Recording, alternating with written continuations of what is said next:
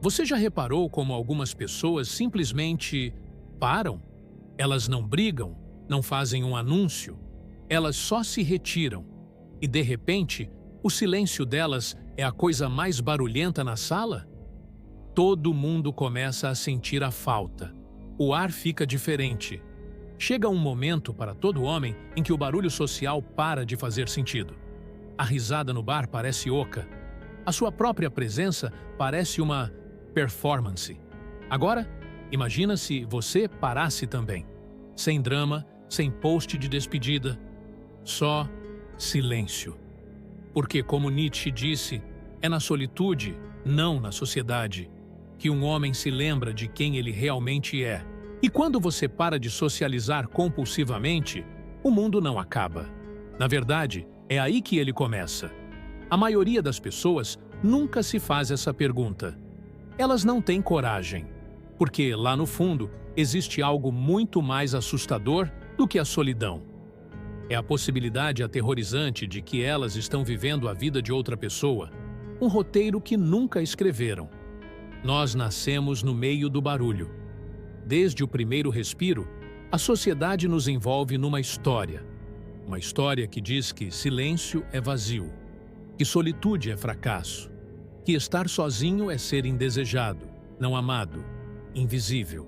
Seus pais se preocupavam se você brincava quieto por tempo demais. A escola te ensinou que colaboração era a virtude máxima e que o trabalho em grupo era sinônimo de crescimento. As redes sociais, então, transformaram sua existência inteira numa peça de teatro 24 horas por dia. Nietzsche entendeu o que a tribo nunca te conta. O barulho não é sobre conexão, é sobre controle. Uma pesquisa revelou uma verdade profundamente desconfortável. Quando deixados sozinhos por apenas 6 a 15 minutos, sem celular, sem música, sem qualquer distração, 70% dos homens escolheram dar choques elétricos em si mesmos, em vez de sentar com os próprios pensamentos. Nós literalmente preferimos a dor física a nos encontrar conosco mesmos. Pense nisso. Estamos tão apavorados com quem realmente somos que nos machucamos para evitar as apresentações. E isso não é um acidente. Cada sistema em que você nasceu, família, escola, cultura, governo, investiu pesado para que você continue previsível, gerenciável e faminto por aprovação. Porque o homem que consegue sentar em silêncio, o homem que não precisa de nada da multidão, que anda sozinho sem pedir desculpas, esse homem é perigoso. Ele não pode ser controlado. O seu medo do silêncio não é sobre estar sozinho. É sobre o que o silêncio pode revelar. É o medo de encarar o abismo gigantesco entre quem você é de verdade e quem você tem fingido ser para ser aceito. O silêncio é um espelho. E a maioria de nós passou tanto tempo atuando para os outros que esquecemos como é o nosso rosto de verdade. A moralidade de rebanho, como Nietzsche a chamava, age como um sedativo. Ela oferece algo muito tentador para quem tem medo da incerteza. O conforto de se misturar na massa. Sem perguntas difíceis, sem atritos, só o ritmo suave de pertencer. Acordar, trabalhar, socializar, validar, repetir. Mas aqui está o que acontece quando você está sempre disponível, sempre respondendo, sempre lá para todo mundo. Você permite que os outros definam quem você é. Você se torna aquilo que precisam que você seja, não quem você é. Sua identidade vira uma democracia onde todos votam, menos você. E então, um dia, você se olha no espelho e o reflexo é de um estranho. O despertar começa nesse exato momento, na percepção de que você esteve tão ocupado, sendo visto, que se esqueceu de existir. Repare no que acontece quando você começa a se afastar. Observe como as pessoas ao seu redor ficam desconfortáveis. Como elas tentam te puxar de volta. Não é porque elas precisam de você, é porque a sua independência ameaça o conforto delas. A tribo não gosta quando um membro começa a questionar as regras não ditas. Quando você pisa fora do círculo pela primeira vez, A culpa chega como um cobrador de dívidas. Estou sendo egoísta? Estou sendo frio? Eu mudei? Essa culpa não é um acidente. Ela é o arame farpado psicológico, desenhado para te manter dentro do cercado. Deixe eu te dizer o que você realmente é. Você está acordando num mundo que continua sonâmbulo. O barulho nunca foi sobre você. Foi sobre te manter distraído demais para pensar, exausto demais para questionar e com medo demais para andar sozinho. A primeira verdade da retirada é esta: a culpa não é prova de que você está errado. É a prova de que você está desintoxicando de uma droga muito poderosa, a droga de pertencer. Vamos falar sobre amizade, honestamente. Quantos dos seus relacionamentos são genuínos e quantos são apenas pactos mútuos para evitar o silêncio juntos? A maioria das amizades contemporâneas é sobre distração. Vocês se reúnem, falam, riem, mas raramente se revelam. Raramente desafiam um ao outro. Raramente crescem. Vocês estão apenas matando o tempo em companhia e chamando isso de intimidade. A ilusão da amizade é uma das mentiras mais bem-sucedidas da sociedade. Mais amigos é igual a uma vida mais rica. Mas quantidade não tem nada a ver com qualidade. Nietzsche viu isso claramente. Tememos a solitude não pelo silêncio em si, mas porque ela revela que a maior parte da nossa voz é apenas o eco dos outros. Pense na sua última conversa real. Quanto do que você disse era realmente seu? Quantas vezes você se autocensurou, ajustou sua perspectiva ou modulou seu tom só para manter a paz? Isso não é conexão, é performance. A solitude faz algo que a multidão não pode. Ela refina sua percepção. No silêncio, longe da fofoca e da pose social, você começa a ver as coisas como elas realmente são. Você nota a manipulação. Você vê como a dependência emocional se disfarça de amizade profunda. Você vê o jogo. E, uma vez que você vê, não dá para desver. Ao longo da história, as maiores mentes criativas trabalharam quase inteiramente sozinhas. Einstein, Newton, Tesla. Eles não colaboraram até chegar à genialidade. Eles pensaram profundamente, em solitude. Eles entenderam o que o mundo moderno esqueceu. A verdadeira percepção exige distância do ruído. Essa é a verdade de Nietzsche sobre a grandeza. O homem superior precisa da solitude. Ele precisa de liberdade, dos inúmeros homens pequenos e lastimáveis, que exigem sua energia, sua validação e sua performance. A distância também recalibra o poder.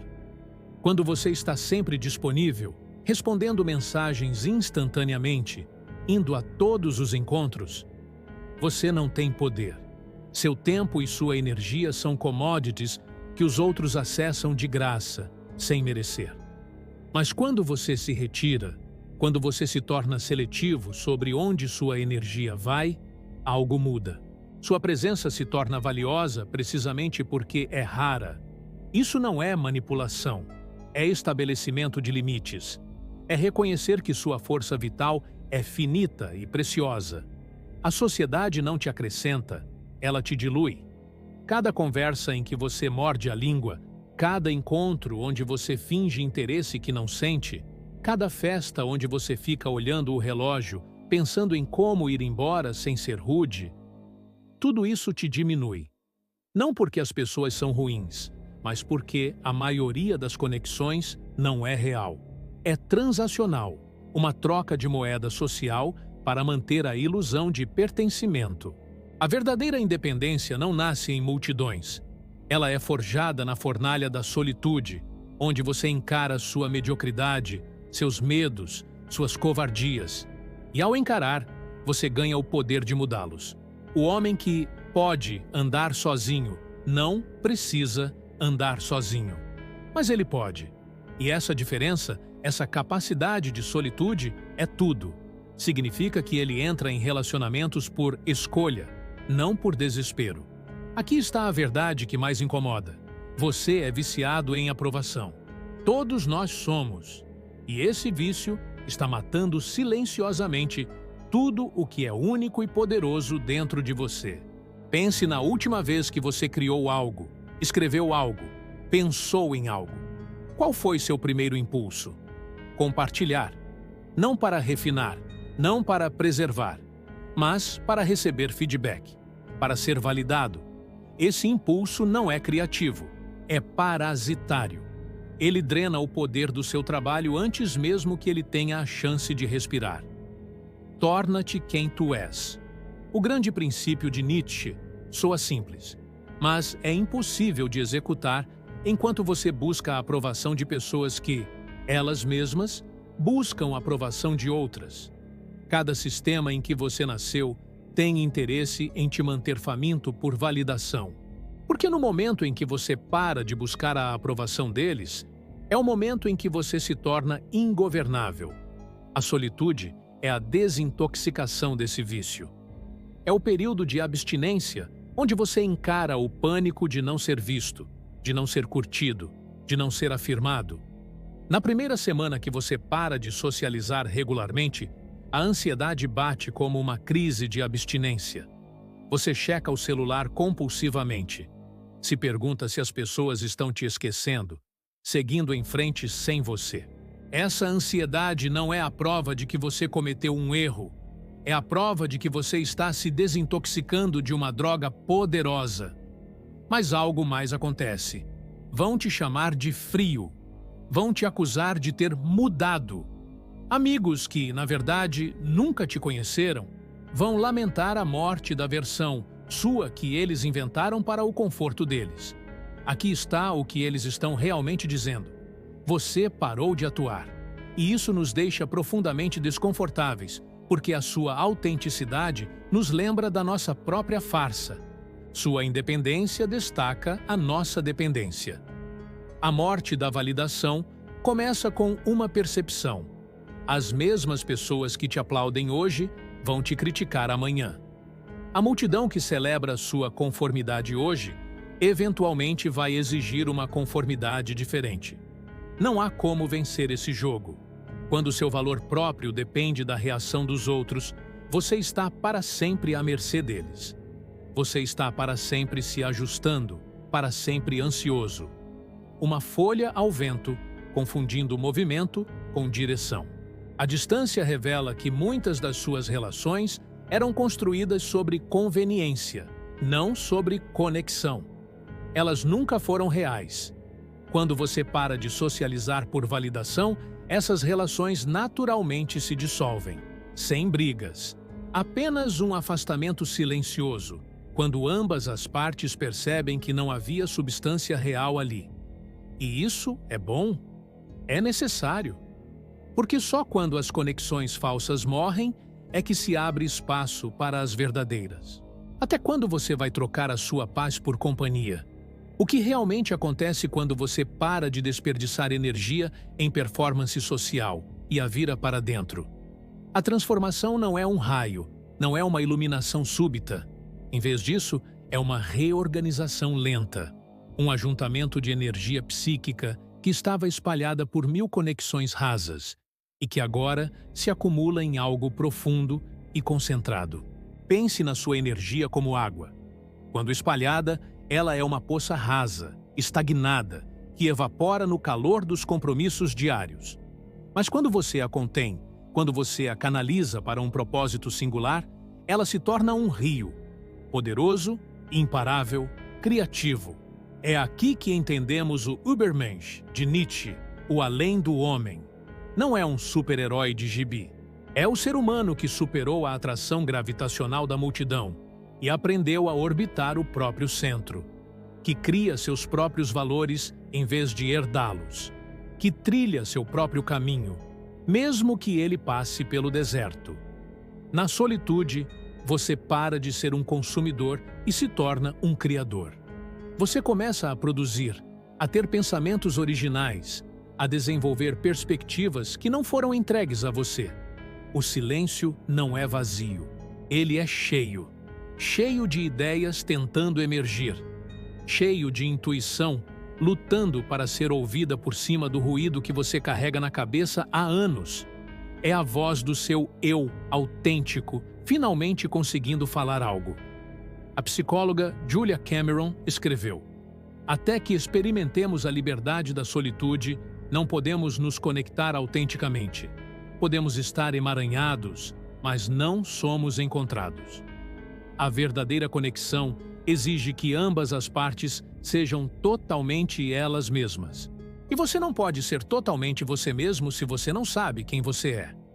Se você passou tanto tempo atuando que a máscara se fundiu à sua pele, o foco real se torna possível na solitude. Não o pseudo-foco fragmentado de pular de tarefa em tarefa, mas a atenção profunda e sustentada em uma única questão. Você para de reagir a cada mensagem, a cada convite, a cada urgência fabricada e começa a agir a partir de uma direção interna. Você define sua própria agenda. E aqui está o grande paradoxo. Ao se tornar mais você mesmo, você se torna mais capaz de conexões genuínas. Porque agora, você tem algo real para oferecer. Não performance, não pretensão, mas presença. A transformação final é a mais contra-intuitiva. Quando você para de caçar conexão, a conexão autêntica encontra você. Há uma paz imensa que surge quando a visibilidade não define mais o seu valor. Por anos, talvez a vida inteira, você esteve atuando, tentando ser visto, ser reconhecido. A solitude revela uma frequência emocional diferente. Quando você para de atuar, quando você se retira para dentro de si, algo notável acontece. Você se torna interessante. Não no sentido curtido e filtrado, mas genuinamente interessante. Porque você não está mais tentando ser interessante. Você simplesmente é. Sua ausência se torna um mistério. Em um mundo onde todos compartilham demais, onde cada pensamento é tuitado e cada refeição fotografada, o homem que mantém o silêncio se destaca. Não porque está escondendo, mas porque é seletivo. O seu silêncio se torna poder. O grande homem, dizia Nietzsche, é mais frio, mais duro, menos hesitante e sem medo da opinião. Se ele não pode liderar, ele vai sozinho. Há uma solitude dentro dele que é inacessível a elogios ou culpas. Isso não é arrogância, é o resultado natural da profundidade. Quando você passou um tempo no deserto da sua própria mente, quando você confrontou suas sombras e integrou seus fragmentos, o trabalho que a maioria das pessoas evita a vida inteira, você opera em outra frequência. As pessoas sentem isso. Onde outros são reativos, você é responsivo. Onde outros buscam aprovação, você oferece autenticidade. Onde outros atuam, você simplesmente é. Ao ficar confortável sozinho, você fica confortável em qualquer lugar. Você pode ser rejeitado, criticado, mal interpretado. E isso não te quebra? Porque você tem um núcleo, um centro, mantido na solitude. Isso te torna magnético. A diferença entre isolamento e solitude é crucial. O isolamento te faz perder a proporção. A solitude te permite entender seu verdadeiro senso de si. O homem que não atua mais é livre. Livre para falar a verdade sem se preocupar com a recepção. Livre para criar sem se preocupar com a popularidade. Ser verdadeiramente você mesmo exige a disposição de andar sozinho. Isso não é um chamado para o isolamento permanente. É o reconhecimento de que a capacidade de ficar sozinho é a fundação para o verdadeiro estar junto. Você não pode estar com os outros até que possa estar consigo mesmo. O Zaratustra de Nietzsche ilustra isso. Ele desce da montanha para compartilhar sabedoria, falha em se conectar com as massas e retorna à solitude. Mas esse retorno não é derrota, é refinamento. Ele não busca os muitos, mas os poucos, capazes de uma troca genuína. Qualidade, não quantidade. Profundidade, não amplitude. O valor de estar sozinho é que isso te ensina o que tem valor. E quando você sabe disso, quando você distingue o essencial do ornamental, a conexão da performance, o amor da carência, tudo muda. Não porque o mundo é diferente, mas porque você é. Há uma paz profunda em saber que você pode andar sozinho. Não que você deve, mas que você pode. Que sua integridade não depende da presença de outra pessoa. Esse é o poder magnético. Completude atrai. Carência repele. O homem que se encontrou na solitude não busca completude nos outros. Ele busca companhia, experiência compartilhada. Mas nunca conclusão, porque ele já está completo. Ele não é metade de uma pessoa procurando outra metade. É uma pessoa inteira encontrando outra pessoa inteira. Dois seres completos escolhendo andar juntos por um tempo. Não porque precisam, mas porque querem.